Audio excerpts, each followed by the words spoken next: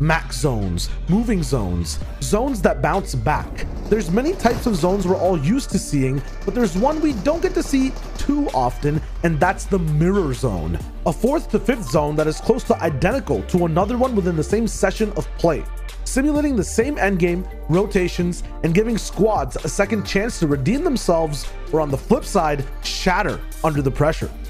The trio we're going to reflect on today is no other than DJed, Agers, and Skittles from round 4 of Qualifier 2 on NA East. They had a mirror zone in game 4 that reflected almost the exact same zone we saw in game 1, and both performances were so different even though they were playing near the same space. In game 4, their builds are healthy, everyone rocking purple tacks, double heals, and are about to have a shining endgame.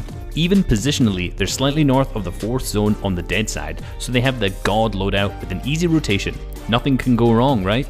Wrong. They're missing the frame around this entire game plan, and that's Storm Surge. However, an identical issue for the team next to them that ends up pushing them as they're low on Storm Surge, and although they hold out and win the battle, they take losses in war, as Agers goes down in the fight and they're still below Storm Surge. Skittles hits a clutch snipe to get them above, but Agers was ultimately lost in the process.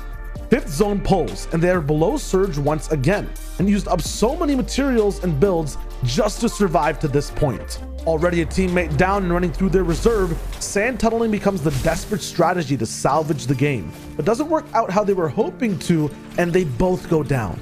This trio had the best setup to win the game, but on this side of the mirror fell short on one piece of the puzzle. They ended up placing 19th with 0 elims, but still have a few more games to pick things up. Traveling through the seeing glass and back in time just a little bit, we can see the reflection of game 4's mirror zone in game number 1. Close to the same materials per player and power in each and every loadout. Storm Surge, though, the frame of the plan, was actually sturdy this game, as the trio took an early game fight, picking up all the damage they needed, as well as 8 elimination points before the endgame madness even begun.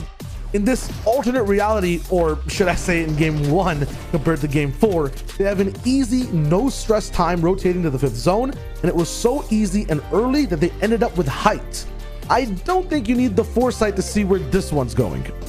They used this setup game plan, full surge and hot loot to control the game, keep height, drop down the pressure, and win the game.